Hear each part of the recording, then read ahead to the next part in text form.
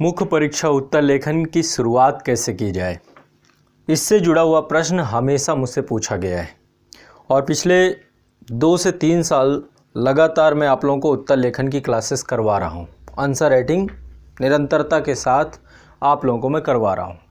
तो ये प्रश्न का मुझे सबसे ज़्यादा सामना करना पड़ता है और आप लोगों के लिए भी एक चुनौती है कि भाई परीक्षा का जो मुख्य परीक्षा उत्तर लेखन का पूरा कार्य है, इसकी शुरुआत कैसे करें, खासकर वो छात्र जो अभी ही उन्होंने प्रारंभ किया है अपनी तैयारी।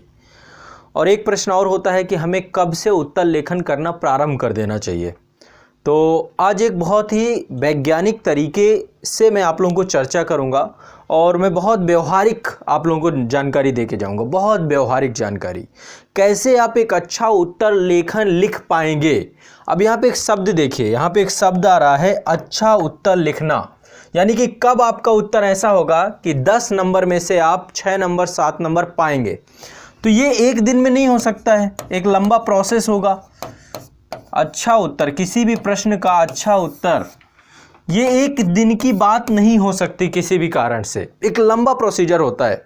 कोई भी जो बहुत अच्छी आंसर राइटिंग करते हैं, जो बहुत अच्छा लिखते हैं, एक लंबे प्रोसीजर से गुजरते हैं। लेकिन यदि आपने प्रारंभ ही किया है, अभी आपने उत्तर लेखन के बारे में कुछ नहीं जानते, और मैं देखो एक हैबिट्स होती है बहुत सारे छात्रों की। अब तो जो एग्ज़ाम के चरण है, जितने भी आईएएस एग्ज़ाम आपका हो गया या फिर जितने भी पीएससी एग्ज़ाम है, हर जगह पे प्रारंभिक परीक्षा फिर मुख्य परीक्षा।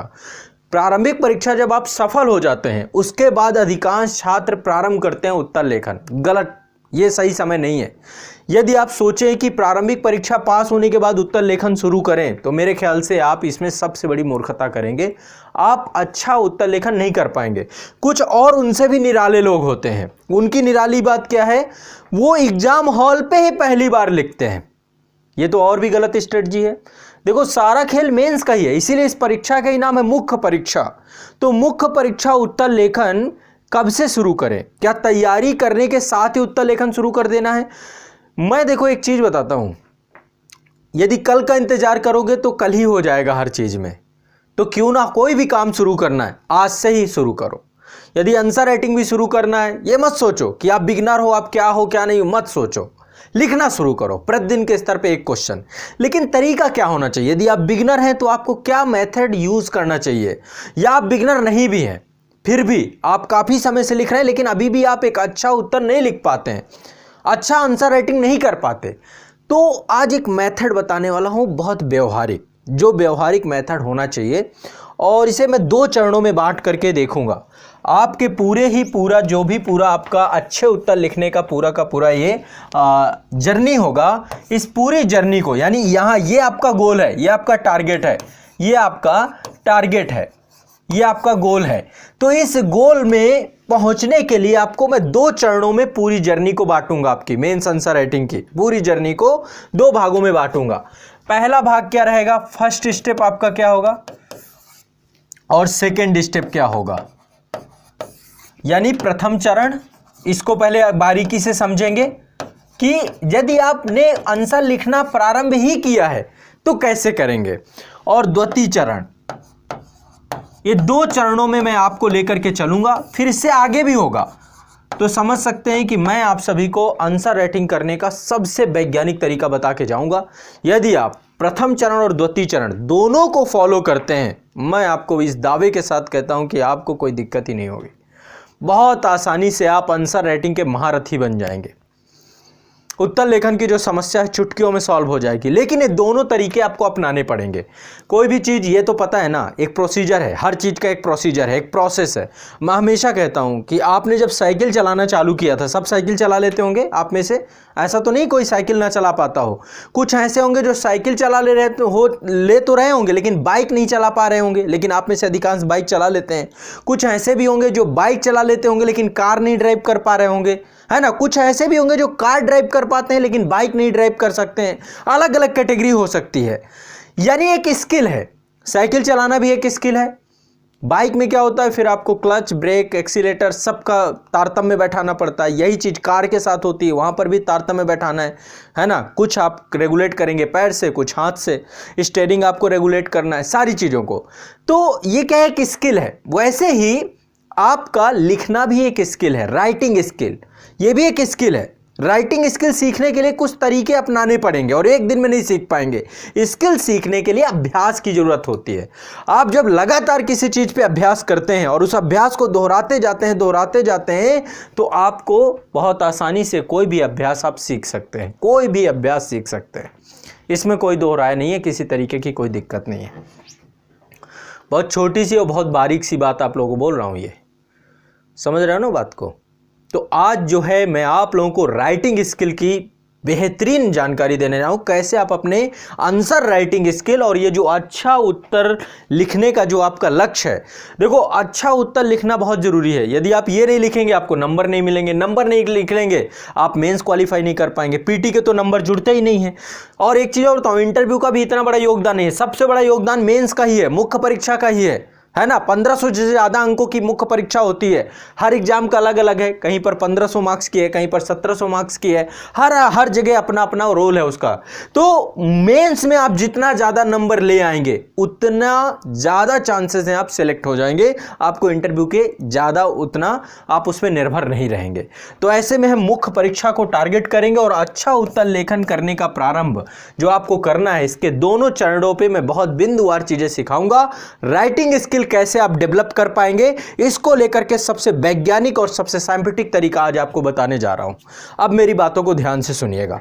मैं आप लोगों के मनोविज्ञान को समझते हुए पूरी क्लास डिजाइन करके बता रहा हूं। आप लोगों का जो मनोविज्ञान है, जो आपका मानसिक स्तर है, जिस मानसिक स्तर से आप लिखना शुरू करते हैं, हर बच्चा इससे कनेक्ट कर पाएगा, ये आप देखिएगा। ठीक है, तो चलिए मैं आप लोगों को आंसर राइटिंग के प्रथम चरण की चर्चा करूंगा। प्रथम चरण, कुछ रूल रहेंगे हमारे, दोनों चरणों के कुछ रूल रहेंगे। पहला चरण है ना, और दूसरा चरण आपका रहेगा, द्वितीय चरण जो रहेगा, दोनों चरणों के कुछ रूल हैं। और जहां तक यदि ड्यूरेशन की बात करेंगे तो पहला चरण मतलब प्रारंभ की बात है, ये आपकी बिगिनिंग है। आप आंसर राइटिंग, आप लक्ष्य को चुनना चाहते हैं, इस लक्ष्य की प्राप्ति चाहते हैं कि आप एक बहुत अच्छा आंसर राइटिंग करें, तो पहले चरण में कुछ नियमों का पालन करना पड़ेगा। ठीक है, अब ये नियम क्या होंगे मैं सारी चीजें बताऊंगा, सारे नियमों को बताऊंगा। सबसे पहली चीज देखो, जो आपका एग्जाम है, एग्जाम की प्रगति तो आपको पता है कि जो भी क्वेश्चन आएगा एक निर्धारित समय में लिखना पड़ेगा। मान लो किसी एग्जाम में 20 क्वेश्चन आ रहे हैं, समय कितना दिया गया, 3 घंटे का, तो एवरेज देखेंगे तो 9 मिनट से 10 मिनट या 8, 9, 10 मिनट इस बीच में ही आपके पास समय रहता है। यानी एक क्वेश्चन लिखने के लिए आपके पास 10 मिनट या 9 मिनट इतनी अवधि आपके पास रहती है। ये हमारा परफेक्शन की बात है, जब हम परफेक्ट हो गए। लेकिन आज तो आप परफेक्ट नहीं है ना, पहले चरण में तो परफेक्ट नहीं है ना, दूसरे चरण में भी आप परफेक्ट नहीं होंगे ना। परफेक्शन के लिए तो आपको कई चरणों से गुजरना पड़ेगा, तब जाकर के आप एक अच्छा लिखने वाले बन पाएंगे। आप एक शब्द सीमा, निश्चित शब्द सीमा में लिख पाएंगे।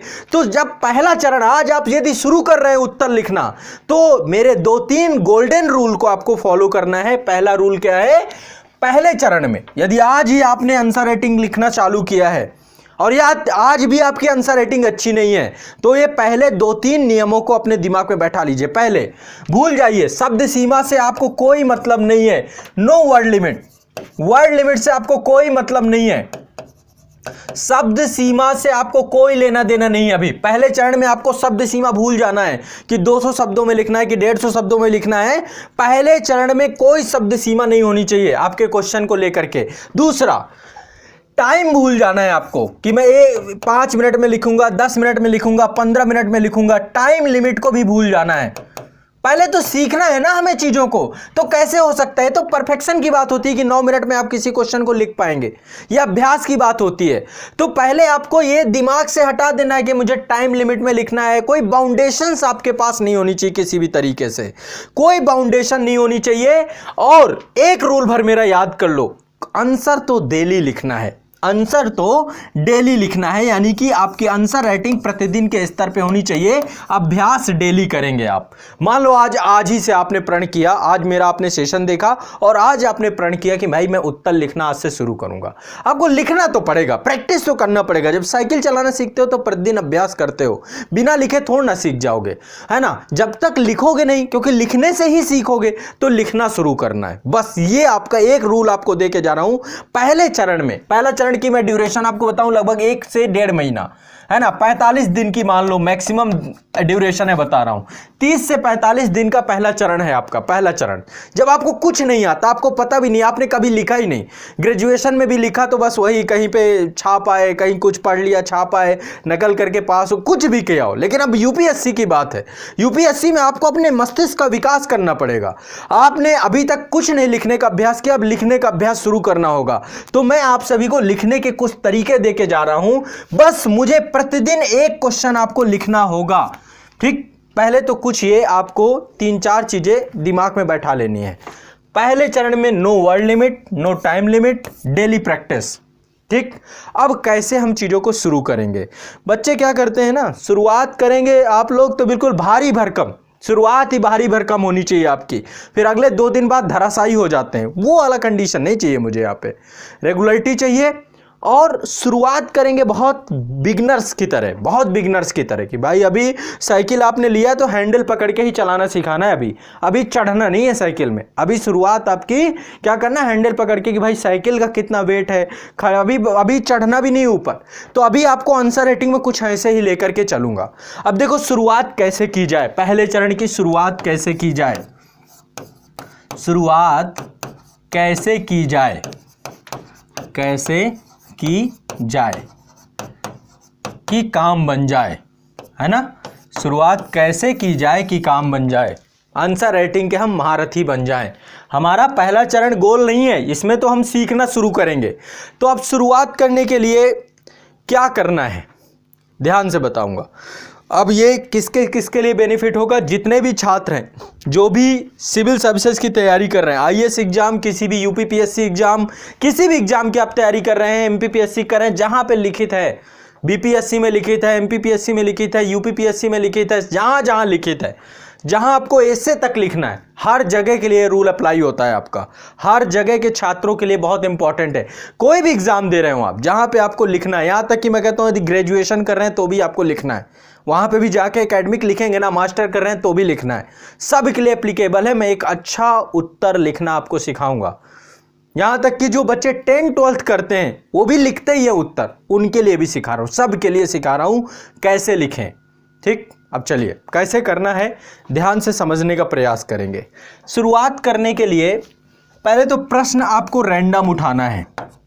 आपको एक प्रश्न लेना है, प्रश्न कोई भी हो सकता है। मान लीजिए आपने न्यूज़ पढ़ा, अभी हाल फिलहाल में अमेरिका के राष्ट्रपति का चुनाव हुआ है, हाल फिलहाल में बहुत सारे घटनाक्रम हैं, कोई भी घटनाक्रम आप देखते हैं, कोई आपके आसपास का कोई छोटा सा घटनाक्रम देख लें, महिला सशक्तिकरण पे, कोई भी टॉपिक जो आपने अभी पढ़ा हो सिलेबस में, कुछ भी एक क्वेश्चन लीजिए, कोई भी आसान सा क्वेश्चन लीजिए, बहुत कठिन क्वेश्चन नहीं लेना, एक आसान सा क्वेश्चन लेना है आपको, बहुत ईजी क्वेश्चन लेना है। ध्यान से समझिएगा मेरी बात को, अब मैं स्टेप बाय स्टेप आपको बताऊंगा। पहला चरण है, एक आप प्रश्न लेंगे, कोई भी प्रश्न जिसका उत्तर आपको लिखना ना, कोई भी प्रश्न, ये मत सोचे कहां से प्रश्न उठाऊं, कहां से क्या लिखूं, ये पहले चरण की चीज नहीं है। पहले चरण में तो आपको सिर्फ एक कोई भी प्रश्न बनाइए, खुद से बना लीजिए, कहीं भी आपको मिल जाए वहां से ले लीजिए, सिंपल आसान कोई भी क्वेश्चन उठा लीजिए, बहुत टिपिकल और क्वेश्चन नहीं लेना है, आसान सा क्वेश्चन लीजिए, एक लाइन में कोई हो जो इजीली आप समझ पाए।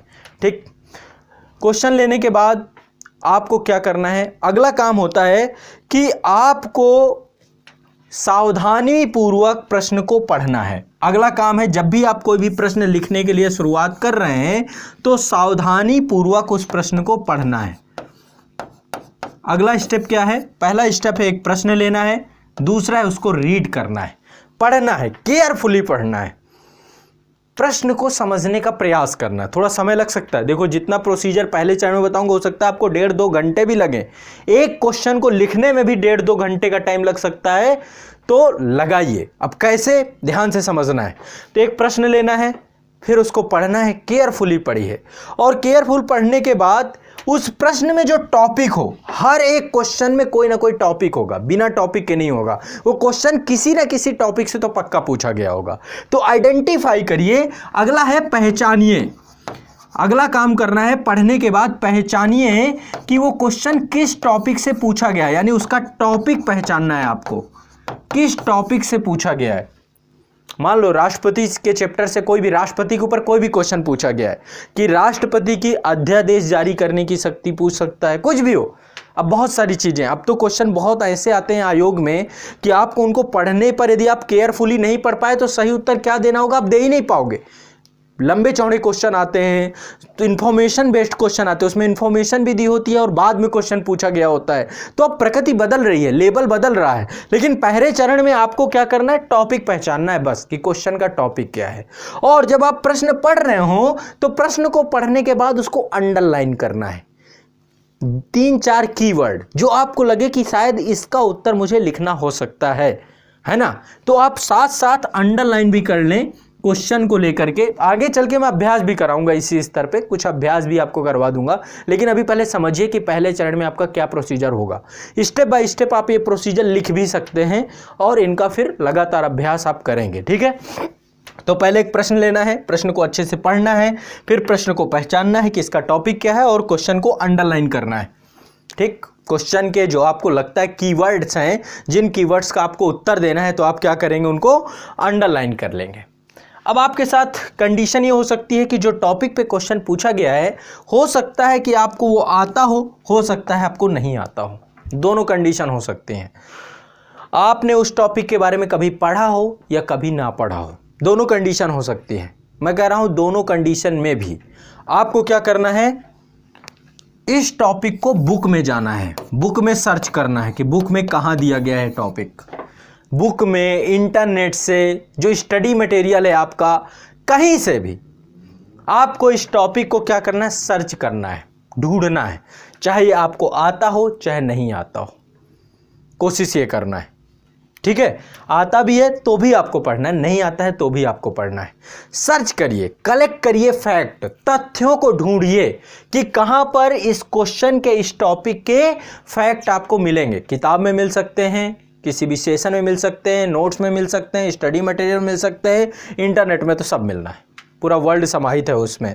तो अगला काम आपको क्या करना है, अगला चरण क्या है आपका, फैक्ट कलेक्ट करना है, कलेक्शन करना है, तथ्य इकट्ठे करना है, और एक तरीके से कह सकते हैं एक तरीके नकल करना है ना, कॉपी करना है, कहीं से भी इसके फैक्ट को कॉपी करना है। और जब आप ये पूरे फैक्ट इकट्ठा करेंगे, इन फैक्ट का रट्टा मारना है, याद करना है, इन्हें क्या करना है, याद करना है, इस टॉपिक को याद करना है। इसीलिए कह रहा हूं इस प्रोसीजर में टाइम लगेगा, हो सकता है आपको 1 घंटे 1.5 घंटे भी लगे, लेकिन आपका इतना बड़ा काम हो जाएगा कि आप भी खुश हो जाएंगे कि सर क्या बात हो गई। आपने भी शायद कभी इस चीज को सही तरीके, जो मैं कहता जाऊं बस आपको हूबहू उसका पालन करना है, करके देखिए। मैं आपको पहला चरण 30 दिन की बात कर रहा हूं, 30 से 45 दिन, दूसरा चरण आपका 2 महीने का होगा, तीसरे महीने में फर्राटे से आप लिखेंगे, कोई नहीं आपको रोक पाएगा। 3 महीने का प्रोसीजर देके जाऊंगा, जो इन 3 महीनों का काम कर लेगा, मैं गारंटेड बताता हूं आप बहुत अच्छे राइटर हो जाएंगे, बहुत बढ़िया कुछ भी लिख सकेंगे। एक बार साइकिल चलाना सीख जाते हैं तो फिर क्या होता है, हाथ छोड़ के भी चलाते हैं। एक बार बाइक भगाना छोड़ दिया, हाथ छोड़ के भी भगाते हैं। क्यों? कॉन्फिडेंस आ जाता है, आत्मविश्वास आ जाता है, इतना अभ्यास कर चुके होते हैं कि चीजें पता है, आइडिया है, बैलेंस बनाना चालू कर देते हैं। फिर एक बार लिखना सीख गए, फिर कोई भी टॉपिक होगा उस पर कुछ ना कुछ लिख पाओगे। एक बार यदि आप बोलना सीख गए तो चाहे जो टॉपिक दे दो आप कुछ ना कुछ तो बोल ही जाओगे, बहुत ज्यादा टफ भी होगा तो भी लिख पाओगे। तो पहले हमें राइटिंग स्किल सीखना है। अब क्या करना है, पहले क्वेश्चन एक लेना है, फिर उसको पढ़ना है, फिर आइडेंटिफाई करना है, टॉपिक पता करना है, अंडरलाइन साथ साथ करते जाना है कि क्या क्या कीवर्ड है, मतलब 1-2 कीवर्ड हैं। इसके बाद उसको याद करना है, बुक में उसके टॉपिक को देखना है, फैक्ट इकट्ठे करने हैं और फिर उन फैक्ट को याद कर लेना है। एक बार जब वो आपके याद हो जाए फैक्ट, फिर इसके बाद क्वेश्चन को दोबारा पढ़ना है। क्या करना है, क्वेश्चन को दोबारा पढ़ना है, अगेन पढ़ना है, ठीक। क्योंकि अब आप लिखने के प्रोसीजर पे जाएंगे। आपने क्वेश्चन बना लिया, पढ़ा, क्वेश्चन को पढ़ने के बाद पहचाना कि इसका टॉपिक क्या होगा, फिर बुक से उसके फैक्ट इकट्ठे किए, फैक्ट इकट्ठा करने के बाद उनको याद किया। अब इसके बाद बुक बंद करके रख दी, बुक क्या किया, बंद करके रख दिया। फैक्ट आपने इकट्ठे किए थे, फैक्ट कहीं पे लिखते भी जाइए एक जगह पे, है ना। आप फैक्ट लिख भी सकते हैं कि भाई ये फैक्ट होगा, ये इसमें ये डाटा डाला जाएगा, ये डाटा डाला जाएगा। और इसके बाद आप उसको क्या है, बुक को बंद कर दीजिए, अगेन क्वेश्चन को पढ़िए कि क्वेश्चन में क्या पूछा जा रहा है, ठीक। और आप जब आप अगेन इसको पढ़ेंगे तो आपको एक रफली आइडिया होगा, जितने भी फैक्ट आपने इकट्ठे किए हैं, जितने भी तथ्य आपने इकट्ठे किए हैं, जितने भी तथ्य आपने इकट्ठे किए हैं, इन तथ्यों को एक सीक्वेंस में लगाइए, एक क्रम में लगाइए। आप जितने भी फैक्ट हैं इनको आप सीक्वेंस में लगाइए, एक क्रम में इनको क्या करिए, एक पूरे माले में पिरोने का प्रयास करिए। ठीक है, कि फैक्ट को मतलब एक क्रम से बिंदुवार आप लिख सकते हैं। ठीक है, मान लीजिए कोई जो टॉपिक आपने पढ़ा उसके फैक्ट को 3 4 5 पॉइंट तो कम से कम आप जो है उनको क्रम से लिख लीजिए। ठीक, पहला पॉइंट लिख लिया, दूसरा पॉइंट लिख लिया, तीसरा पॉइंट। ये बात तब थी जब आप फैक्ट को इकट्ठा कर रहे थे, सर्च कर रहे थे, तो आप क्या करेंगे, फैक्ट लिखते चले जाएंगे। ठीक है, जो भी आपके क्वेश्चन का टॉपिक था उसके फैक्ट आपने एक जगह पे 5 6 पॉइंट 7 पॉइंट 8 पॉइंट जो भी आपने बनाने हैं बना लिया। ठीक, बनाने के बाद अब आपको करना क्या है, पॉइंट वाइज इसको आपने बना लिया। ठीक है, पॉइंट वाइज आपने इसको लगा लिया। लगाने के बाद अब अगला चरण क्या होता है, क्वेश्चन को पढ़ने के बाद आप एक प्राथमिकताएं तय करेंगे कि किस पॉइंट को ऊपर आना चाहिए, किस पॉइंट को नीचे जाना चाहिए, किस पॉइंट को ऊपर। तो एक तरीके से एक प्रायोरिटी सेट करेंगे, एक प्राथमिकता सेट करेंगे कि किस बिंदु को मुझे पहले लिखना है और किस बिंदु को ऊपर लिखना है। तो इसी में एक सीक्वेंसिंग डाल सकते हैं कि ये पहले नंबर पे पहले इसे लिखूंगा, फिर इसे लिखूंगा, फिर इसे लिखूंगा, फिर इसे लिखूंगा। एक यहाँ पे नंबरिंग डाल दीजिए फैक्ट में ही, बिंदु में ही, कि पहले मुझे ये पॉइंट लिखना चाहिए, फिर मुझे अपने हिसाब से सब खुद ही करना है। पहले मुझे ये लिखना चाहिए, फिर मुझे ये लिखना चाहिए, फिर मुझे ये लिखना चाहिए, फिर मुझे ये लिखना चाहिए, फिर मुझे ये लिखना चाहिए। आप एक सीक्वेंस क्रिएट करिए। ठीक, समझते जाइए। फिर से मैं आपको सारे चरण बता रहा हूं। सबसे पहला चरण है, एक क्वेश्चन लीजिए, न्यूज से उठा सकते हैं, कहां जहां से उठाना हो। अगला चरण है उसको पढ़िए, आइडेंटिफाई करिए उसके टॉपिक को, अंडरलाइन करिए कीवर्ड्स को, कीवर्ड को आपको अंडरलाइन करना है। कीवर्ड जो है उसके उनको क्या करना है, अंडरलाइन करना है, आपको अंडरलाइन करना है। इसके बाद वो जितने भी फैक्ट हैं उन फैक्ट को क्या करना है, याद करना है, रटना है, पढ़ना है।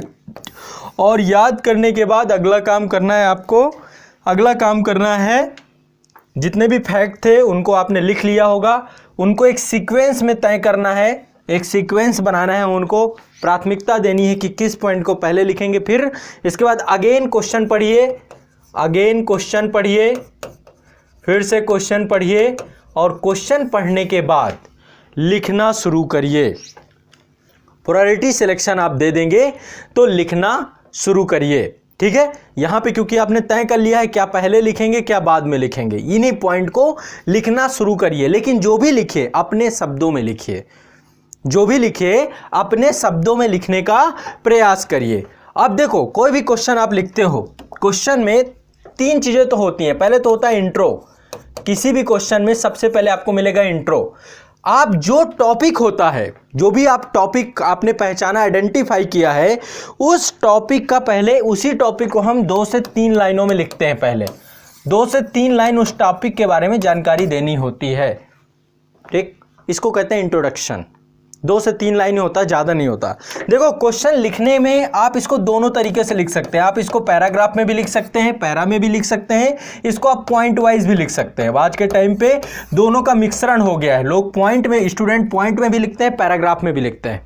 दोनों गलत नहीं है, दोनों सही हैं। आप क्वेश्चन को समझिए, आप पैराग्राफ में भी लिख सकते हैं, पॉइंट में, या फिर कुछ बच्चे पैराग्राफ और पॉइंट दोनों को मिक्स कर देते हैं।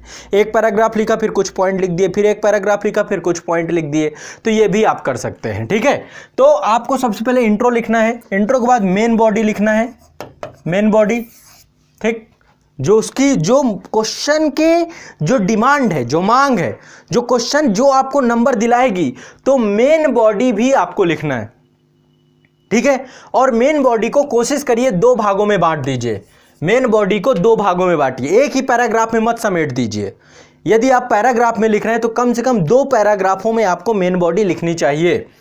यदि एक पैराग्राफ में अपने वर्ड्स लिखे तो दूसरे पैराग्राफ में आप डायग्राम बना सकते हैं, इमेज बना सकते हैं, कुछ ना कुछ आपको ऐसे इनपुट्स भी देने चाहिए। डायग्राम बना सकते हैं, कोई भी मैप का है तो आप ज्योग्राफी के क्वेश्चन है तो उसमें मैपिंग कर सकते हैं। तो वो मैं आपको आगे चल के सिखाऊंगा कि किस तरीके के क्वेश्चन को कैसे लिखना चाहिए। सब्जेक्ट वाइज भी आंसर राइटिंग के मैं आपको सेशंस लेकर के आऊंगा, उसको टेंशन मत लो, मैं बता दूंगा। पहले आपको इंट्रो के बाद दूसरा काम है मेन बॉडी और तीसरा होता है कंक्लूजन। कोई भी क्वेश्चन लिख रहे होते हैं तो अंत में निष्कर्ष देना होता है। तो शुरुआत पैराग्राफ से होती है और खत्म भी हमें पैराग्राफ में करना होता है। यहाँ वाला जो सेक्शन होता है या तो पॉइंट में लिखेंगे या तो पैराग्राफ में लिखेंगे। पैराग्राफ में भी लिखेंगे तो ये नहीं कि एक सांस में चालू किया और फिर खत्म कर दिया। कम से कम पैराग्राफ को 2 भागों में बांटना है, पहला पैराग्राफ में मेन बॉडी और दूसरे पैराग्राफ में मेन बॉडी। ठीक है, तो जो मैं आपको बता रहा था कि आपने तथ्य इकट्ठे कर लिए, तथ्य इकट्ठे करने के बाद सबको प्राथमिकता दे दी, सीक्वेंस दे दिया, एक प्रायोरिटी दे दी, किसे पहले लिखना है, किस फैक्ट को बाद में लिखना है। इसके बाद अगेन क्वेश्चन को पढ़ेंगे और क्वेश्चन करने के बाद उसका आंसर लिखना शुरू कर देंगे आप। ठीक है, और आंसर को आप पॉइंट में लिखिए चाहे पैरा में लिखिए, दोनों चलेगा, कोई दिक्कत नहीं है, दोनों में आपको अच्छे नंबर मिलते हैं। इसके बाद आपको छोटे छोटे पैराग्राफ में उत्तर को डिवाइड करके आराम से उसको लिखेंगे। 2-3-4 पैरा में कम से कम आप उत्तर को लिखें। और इसके बाद जब आप पूरी उत्तर को लिख लेंगे, जब पूरे उत्तर को, यहाँ पे ना तो कोई वर्ड लिमिट है ना तो कोई टाइम लिमिट है, इस बाउंडेशन से आप परे हैं। पहले चरण में कोई बाउंडेशन नहीं है। आप 200 शब्दों के क्वेश्चन को 300 में लिख रहे हैं, 400 में लिख रहे हैं, कम में लिख रहे हैं, जो लिखना पहले शुरू करना है। शुरुआत में कोई रूल नहीं है, अभी कोई रूल नहीं है, पहले तो अभ्यास करिए, लिखना शुरू करिए। तो पहले चरण में आपको क्या करना है, बिगिनर्स हैं आप, स्टार्टिंग कर रहे हैं, तो स्टार्टिंग में आपको क्या चाहिए, शुरुआत में आप चाहे 200 शब्दों, 400 शब्दों, 5 शब्द जो लिखना है लिखो, कोई टाइम लिमिट नहीं, कोई वर्ड लिमिट नहीं, दिमाग से बिल्कुल खत्म कर देना है। इसके बाद कुछ समय बाद जब आप उत्तर लिख लें, उत्तर लिखने के बाद उसका स्वमूल्यांकन करिए, स्वयं पढ़िए, स्वमूल्यांकन खुद से पढ़िए उसे, किसी को मत पढ़ाइए, किसी को पढ़ाने की जरूरत नहीं है, किसी को कुछ भी जरूरत नहीं है। क्वेश्चन को खुद पढ़िए और जब खुद पढ़ेंगे तो बहुत सारी कमियां आपको लगेंगी, उसमें लगेंगी, ये पॉइंट नहीं है। जब जो बच्चे लिखते हैं लगातार आंसर राइटिंग, जब अपनी कॉपी खुद पढ़ते हैं तो, या फिर मेरे द्वारा जो है लाइव आंसर राइटिंग की जो क्लास कराई जाती है उसमें जो ग्रुप बना है उसमें भी आप देखेंगे कुछ बच्चों में अच्छे पॉइंट होते हैं, उनको अच्छे नंबर भी, तो आप उससे भी आइडिया लगा सकते हैं या स्वयं मूल्यांकन करिए। मैं कहता हूँ स्व मूल्यांकन से बेस्ट कुछ नहीं है। आप अपने क्वेश्चन को फिर पढ़ेंगे ना, आपको बहुत सारी कमियाँ दिखेंगी और जो कमियाँ दिखें उन कमियों को फिर से लिखिए कि भाई यहाँ पर ये फैक्ट और होना चाहिए, यहाँ पर ये फैक्ट और होना चाहिए, और उसी क्वेश्चन को दोबारा लिखिए, फिर से अगेन लिखिए। यानी एक ही क्वेश्चन को दोबारा भी उसी प्रोसीजर के साथ फिर तिबारा, यानी एक ही क्वेश्चन को 2 से 3 बार आपको पहले चरण में लिखना चाहिए। ये रहा पहला चरण। कब तक करना है, 45 दिन, 30 से 45 दिन का ये पूरा का पूरा पहला चरण आपका होना चाहिए। आपने क्या किया, सबसे पहले एक प्रश्न लिया, ठीक है, ध्यान से समझिए, मैं नहीं चाहता कि इस चीज पे किस तरीके से आप कोई लापरवाही। भाई एक प्रश्न लिया, प्रश्न को पढ़ा, पढ़ने के बाद ऑडिट उसको पहचाना, टॉपिक को आइडेंटिफाइड किया, इसके बाद उससे जो कीवर्ड हैं उसको अंडरलाइन किया, इसके बाद एक बुक उठाई या फिर कोई स्टडी मटेरियल उठाया या इंटरनेट का सहारा लिया, उनके फैक्ट इकट्ठा किए, सारे फैक्ट को एक जगह पे लिख लिया आपने। जब सारे फैक्ट आपने लिख लिया, लिखने के बाद उनको एक प्राथमिकता सीक्वेंस दे दी, कौन सा फैक्ट पहला आना चाहिए, कौन सा फैक्ट बाद में आना चाहिए। क्वेश्चन को अगेन पढ़ा, अगेन पढ़ने के बाद उस सीक्वेंस के आधार पे या तो पैराग्राफ के बेस पे या तो पॉइंट के बेस पे आपने क्वेश्चन को लिखना शुरू किया। क्वेश्चन में जो टॉपिक है, टॉपिक को इंट्रो पे आपको जो भी आपका टॉपिक है, हर क्वेश्चन में एक टॉपिक होता है, उस टॉपिक को इंट्रोडक्शन में 2 से 3 लाइन पे आपको लिखना है। इसके बाद मेन बॉडी, यदि आप पैराग्राफ में लिख रहे हैं तो 2 भागों में बांट दीजिए, 2 पैराग्राफ में लिखिए आंसर को, और कंक्लूजन एक पैराग्राफ बनिए। यदि पॉइंट वाइज लिखना चाहें तो पॉइंट वाइज भी खूब अच्छे नंबर मिलते हैं, ठीक है। और इसके बाद जब आप आंसर लिख लें, कोई टाइम नहीं है इसमें, कोई टाइम बाउंडेशन नहीं है, कोई जितना 2 घंटे 3 घंटे समय लेना है लिखिए। शुरुआत करने हैं भाई, आप पहले दिन से एक्सपर्ट कैसे बन जाएंगे? आप लोगों को क्या लगता है पहले दिन से ही आप धुरंधर बन जाए? सवाल ही नहीं उठ सकता। पहले दिन से तो आप धुरंधर बन ही नहीं सकते हैं, इसके लिए टाइम देना पड़ेगा। लेकिन आप जब 30 क्वेश्चन, यदि आप 30 दिन या 45 दिन लिखते हैं तो 30 से 40 क्वेश्चन लिखेंगे, और जब आप स्व मूल्यांकन करके डेली कमियां निकालेंगे और उसी उसी क्वेश्चन को दोबारा लिखेंगे, उसी क्वेश्चन को तिबारा लिखेंगे, यानी बार बार क्वेश्चन नहीं चेंज करना है।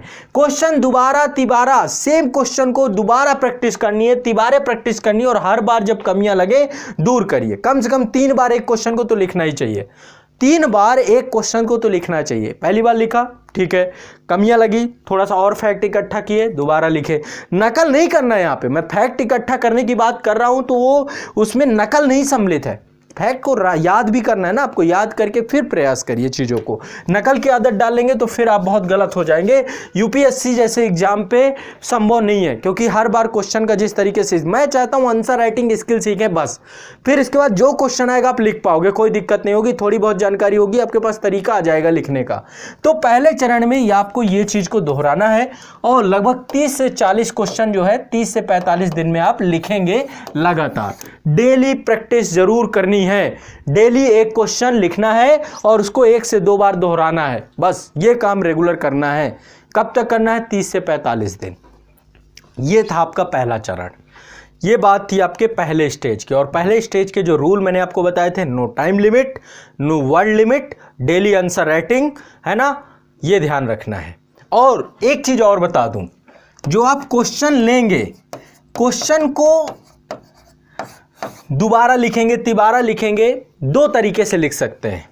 पहला है उसे कम शब्दों में लिखने का प्रयास करिए, कम शब्दों में। यहां पे मैं शब्द लिमिट की बात इसलिए कर रहा हूं, उसको 2 भागों में इसलिए बांटिए, और ज्यादा में भी लिखिए, ज्यादा में, यदि ज्यादा आता है ज्यादा लिखिए, कम आता है कम लिखिए। वर्ड लिमिट का कोई भी टेंशन मत रखिए।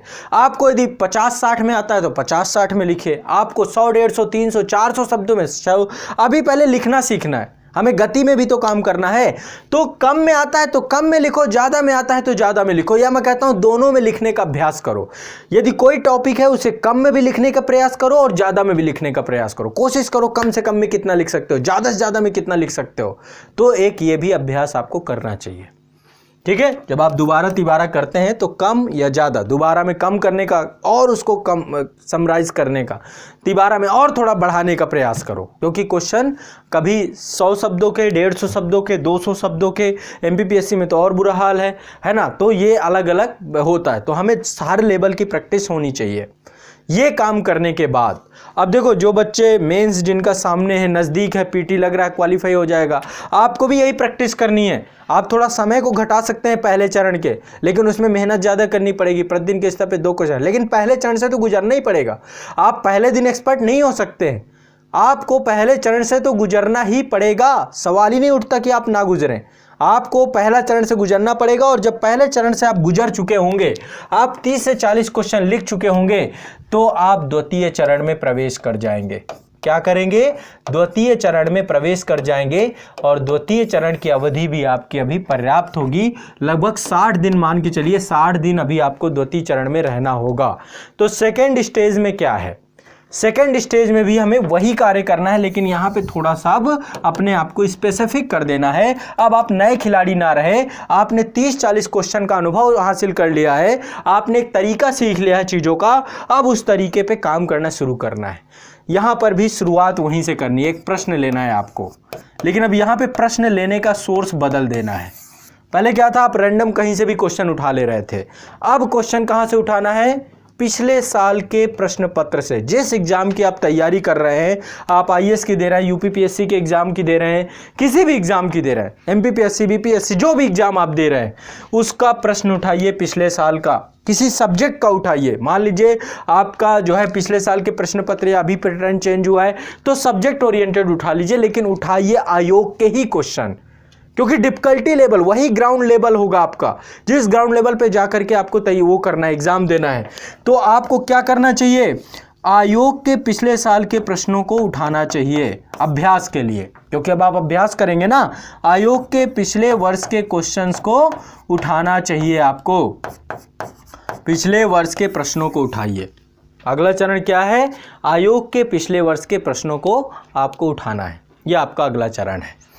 और भी हो सकता है, संपादकीय ले लीजिए या कोई न्यूज़ है, कुछ भी है, आप क्वेश्चन खुद भी बना सकते हैं उसी स्तर का, या कहीं पे भी बहुत सारी वेबसाइट्स हैं आज के टाइम पे, वहाँ पे क्वेश्चन आता है। आज़ाद ईस एकेडमी की कम्युनिटी पे मैं क्वेश्चन देता रहता हूँ, ठीक है। या फिर जो हमने लगातार वो करवा रहे हैं आपको, जो लाइव आंसर राइटिंग है, वहाँ पर क्वेश्चन आपको रेगुलर मिलता है, ठीक है। तो आपको जो है आयोग के पिछले वर्ष के क्वेश्चंस को आपको देखना है। एग्जाम इंडिया पे लगातार मुहिम कार्यक्रम चल रहा है, उसके क्वेश्चन कर सकते हैं, ठीक है। तो आपको पिछले वर्ष के प्रश्नों को उठाना है। एक क्वेश्चन लिया, क्वेश्चन लेने के बाद फिर वही तरीका है, क्या करना है, अच्छे से पढ़ना है, क्वेश्चन को अच्छे से पढ़ना है, अच्छे से पढ़ना है क्वेश्चन को।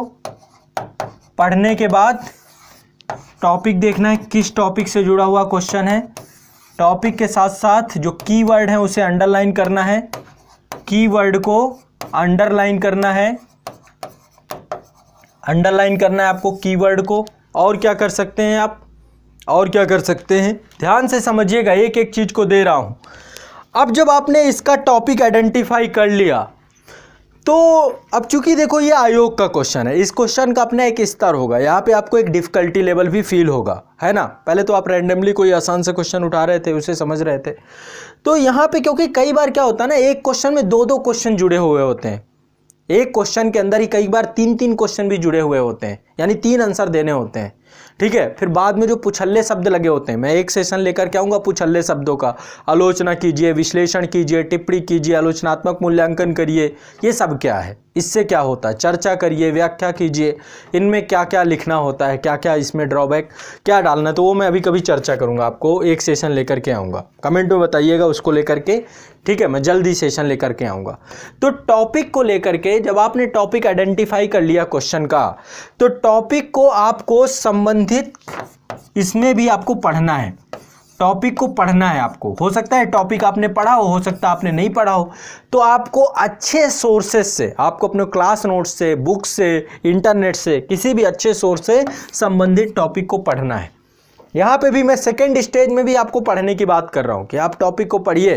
क्या लिखेंगे, जब तक आपको आता ही नहीं क्या लिख लोगे, ये बताओ, क्या लिख लोगे, कहाँ से लिख लोगे, जब आता ही नहीं है, जब पता ही नहीं है आपको, अभी आपके पास राइटिंग स्किल भी नहीं है कि अच्छी राइटिंग स्किल हो, बिना जानकारी के कोई कुछ भी लिख लेगा क्या, ये बताइए, है ना। भारत में के बारे में इतनी चीज़ें हैं, मैं कह रहा हूँ ईरान के संविधान के बारे में मैं आपसे पूछूं, आपके पास जानकारी ना हो, क्या लिखोगे आप, जब तक तथ्य नहीं होंगे, फैक्ट नहीं होंगे, क्या लिखोगे आप, समझ रहे हो ना। तो आपके पास तथ्य और फैक्ट होने बहुत जरूरी हैं, बिना तथ्य फैक्ट के कुछ भी लिख दोगे एग्जामिनर थोड़ा ना आपको नंबर दे देगा, इसलिए पहले पढ़ लो।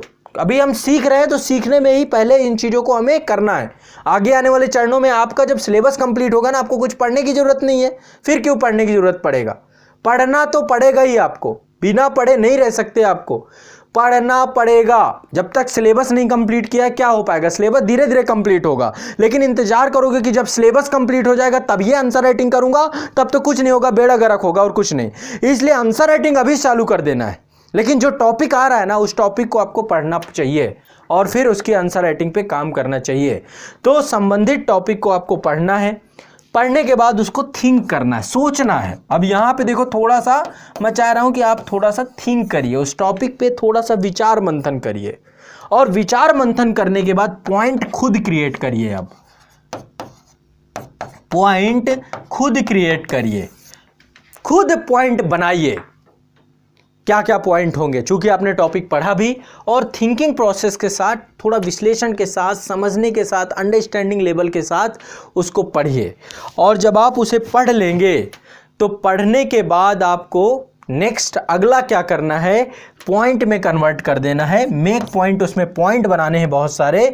और जब आप पॉइंट बनाएंगे, पॉइंट बनाने के बाद आप फिर से प्राथमिकता तय करेंगे कि किस पॉइंट को मुझे ऊपर लिखना है ना। जैसे कि मैंने बताया पहला पॉइंट है, ठीक है, मान लीजिए ये पॉइंट है आपके, ये पॉइंट है आपके, ठीक है, ये पॉइंट हैं आपके जो आपने पॉइंट पढ़े उस टॉपिक को लेकर 10 से 12 पॉइंट, तो आप फिर प्राथमिकता देंगे, इसे पहले लिखना है, इसे दोबारा लिखना है, फिर इसे ऊपर लिखना है, इसे यहाँ लिखना है, इसे यहाँ लिखना है, ठीक है। तो ऐसे करके आप प्राथमिकता एक सीक्वेंस बांध देंगे कि पहले ये पॉइंट लिखना है, फिर ये पॉइंट लिखना है, फिर ये पॉइंट लिखना है, फिर ये पॉइंट लिखना है। कैसे पता चलेगा, क्वेश्चन पढ़ने के बाद कि क्वेश्चन की डिमांड क्या है, नीड क्या है, उसी से आप प्रायोरिटी सेट करेंगे। और फिर वही बात है कि जो आप आंसर राइटिंग करेंगे या तो पॉइंट में करेंगे, पॉइंट बाय लिखेंगे, या पैराग्राफ के लेवल पे लिखेंगे, पैराग्राफ के लेवल पे लिखेंगे। और जैसा कि मैंने आपको बताया कि इंट्रोडक्शन आपका जो टॉपिक है उससे जुड़ी हुई 2 से 3 लाइनें, फिर मेन बॉडी यदि पैराग्राफ में लिख रहे हैं तो 2 पैराग्राफ में कम से कम लिखना है उसे, ठीक है। और इसके बाद कंक्लूजन, यदि पॉइंट में लिख रहे हैं तो क्रम से आप पॉइंट 5-5, 6-6 पॉइंट जो आपको हैं क्रम से, प्राथमिकता आपको बहुत जरूरी है क्योंकि एग्जामिनर को हिट करता है। पहला पॉइंट यदि सॉलिड नहीं हुआ तो बात बिगड़ जाएगी।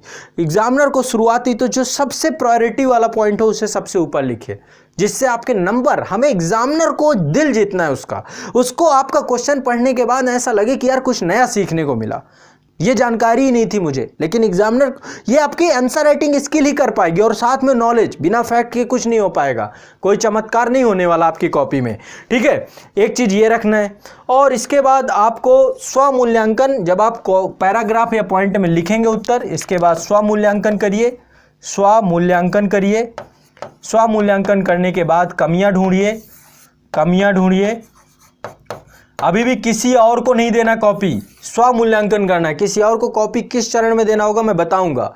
स्वमूल्यांकन करिए और इसके बाद फिर दोबारा लिखने का प्रयास करिए, उन कमियों को दूर करके फिर दोबारा लिखिए उसी सेम क्वेश्चन को। लेकिन यहाँ पे कुछ रूल्स हैं, इन रूल्स को आपको फॉलो करना है। सबसे पहले आपको एक टाइम लिमिट निर्धारित करने का प्रयास करना चाहिए। क्वेश्चन को 9 से 10 मिनट अब लिखना है। पहले चरण में आपका कोई नो टाइम लिमिट था, लेकिन आपने 40 से 45 क्वेश्चन लिखे हैं लगातार, तो अब अभ्यास दूसरे चरण में आपको करना है कि आपको टाइम बद्धता, समय बद्धता के साथ जुड़ जाना है। 9 से 10 मिनट बोल रहा हूं, यदि 11 से 12 मिनट भी लगता है तो भी चलेगा, कोई दिक्कत नहीं है, लेकिन 9 से 10 मिनट का प्रयास करिए। अब यहां से अपने आप को एक दबाव डालना चाहिए कि अब मुझे 9 से 10 मिनट में एक क्वेश्चन लिखना शुरू करना है, इससे ज्यादा टाइम नहीं दे सकता हूं। 12-13 मिनट भी लग रहे हैं तो भी बुरा नहीं है, तो भी ठीक है, तो भी चलेगा, कोई दिक्कत नहीं है। लेकिन एक रूल आप हार्डली फॉलो करेंगे, वर्ड लिमिट का। अब आप वर्ड लिमिट क्रॉस नहीं करेंगे। यदि क्वेश्चन 200 शब्द का है तो दूसरे चरण में आप 200 शब्दों में ही क्वेश्चन लिखेंगे। इसमें आप वर्ड लिमिट को फॉलो करेंगे। वर्ड लिमिट को आपको दूसरे चरण में फॉलो करना पड़ेगा। ठीक है, टाइम लिमिट की कोशिश करनी है, होता है तो ठीक है, नहीं होता तो भी कोई दिक्कत वाली बात नहीं है, लेकिन वर्ड लिमिट की आपको फॉलो करना ही पड़ेगा, बिना इसके काम नहीं चलेगा। आप यदि ये काम नहीं कर पाएंगे तो बात बिगड़ जाएगी। और अभ्यास आपको आयोग के पिछले साल के प्रश्न पत्रों को ही दूसरे चरण में करना है। आप कोई ऐरा गैरा कोई भी क्वेश्चन उठा के उसको, क्योंकि डिफिकल्टी लेवल अब आपके साथ जुड़ जानी चाहिए। टाइम लिमिट और वर्ड लिमिट पर ध्यान देना है और स्वमूल्यांकन ही करना है, अभी किसी और को कॉपी चेक नहीं करवाना है, और कमियों में फिर दोबारा लिखने का प्रयास करना है। और एक जो सबसे इंपॉर्टेंट चीज है, अपना उत्तर लिखने का मेथड विकसित करना है, खुद का। किसी का देख के उसका कॉपी नहीं करना है, ये ऐसे लिखता है तो बड़ा अच्छा लिख रहा है ना, ये टॉपर है तो ये इसने ऐसे लिखा है। आप यदि 10 टॉपर की कॉपी देखोगे ना, सबकी कॉपी अलग अलग दिखेगी आपको, सबकी मैच नहीं करेगी। तो आपको अपना, अब चूंकि इतने दिन हो गए आपको आंसर राइटिंग करते हुए, तो आपको अपना उत्तर लिखने का तरीका, कहीं पे आप पॉइंट में लिख रहे हैं, कहीं पैराग्राफ में लिख रहे हैं, कहीं डायग्राम भी बना रहे हैं, तो आपको अपना स्टाइल डेवलप करना है, खुद का अपना तरीका, कॉपी नहीं करना, नकल नहीं करना, एक यूनिक वे डेवलप करना है। समझ रहे हो ना, आपकी अकेली कॉपी नहीं चेक होनी, वहां पे बहुत सारे लोगों का कंपटीशन है। तो आपकी कॉपी में यूनिकनेस तब आएगा जब आप किसी की कॉपी को नकल करने का प्रयास नहीं करेंगे। तो आपको क्या करना है, अपना स्वयं का उत्तर लिखने का तरीका विकसित करना है, एक अपना तरीका, सेल्फ ऑन तरीका एक डेवलप करना है आपको, एक तरीका विकसित करना है आपको जो आपका खुद का विकसित किया गया हो आंसर राइटिंग का। यह भी ध्यान रखना है, किसी और की कॉपी को आपको नकल नहीं करना। एक चीज और ध्यान रखिएगा, जब कभी भी आप आंसर राइटिंग करेंगे, एक आपको बहुत गोल्डन रूल देके जा रहा हूं, जब आप क्वेश्चन समाप्त करने की ओर जाएंगे, या फिर मैं कहूं कि निष्कर्ष या कंक्लूजन लिखने की तरफ जाएंगे, तो आप जब भी उत्तर लेखन को लास्ट लिखेंगे, एंडिंग करेंगे, तो उसको सकारात्मक व्यू पे खत्म करेंगे। आपका अंतिम लिखते समय उसका सकारात्मक व्यू पॉइंट होना चाहिए। आप निगेटिविटी के साथ क्वेश्चन के आंसर की एंडिंग नहीं करेंगे। आंसर जब आप लिखेंगे तो उसको पॉजिटिविटी में बदल देना है, चाहे जैसा भी क्वेश्चन हो, उसका निष्कर्ष सकारात्मक होना चाहिए। हमेशा कंक्लूजन पॉजिटिविटी में होना चाहिए, पॉजिटिव पॉइंट में होने चाहिए, सकारात्मक पॉइंट में होना चाहिए, नकारात्मक नहीं होना चाहिए, निराशावादी नहीं होना चाहिए। यह भी ध्यान रखना, नहीं तो इसमें भी नंबर कटते हैं। आपका निष्कर्ष हमेशा सकारात्मक होना चाहिए। एग्जामिनर को ये लगे कि हाँ सॉल्यूशन बेस्ड है ये पर्सन।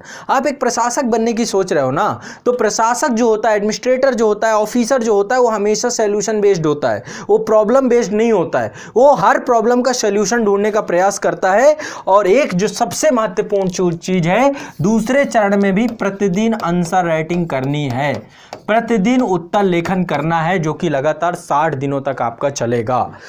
ये आपके 2 चरण हैं, पहला चरण और दूसरा चरण। मैं आज आपको इतने ही तक गाइड करूंगा।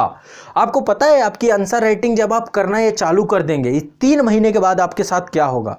3 महीने का मैं आपको रिजल्ट दूं। आपको सबसे पहली चीज, आप उत्तर लिखने की शैली से डरना, आप डर खत्म हो जाएगा आपका थिंकिंग पावर बढ़ जाएगा, चीजों की सोचने की क्षमता बढ़ जाएगी। जो बच्चा इस 90 दिनों के प्रोसेस से गुजर जाएगा, पहले चरण और दूसरे चरण से, उसका थिंकिंग प्रोसेस बहुत तेज हो जाएगा, चीजों को सोचने की शैली बढ़ जाएगी, उसकी गति बढ़ जाएगी चीजों को, उसके दिमाग में थॉट्स आने चालू हो जाएंगे, अपने आप बहुत सारे थॉट्स आने चालू हो जाएंगे। करके देखिए, मैं करके बैठा हूं तब मैं आपको ये चीजें बता रहा हूं। आपके दिमाग में विचार आने की गति बढ़ने लगेगी, आपके पढ़ने की गति बढ़ जाएगी, आपकी रीडिंग स्किल तेज हो जाएगी। सच बता रहा हूं, आपकी रीडिंग स्किल, पढ़ने की स्पीड अपने आप बढ़ने लग जाएगी, आपकी लिखने की गति भी बढ़ने लग जाएगी। जब थॉट तेजी से आएंगे तो आप लिखेंगे भी उतनी तेजी से।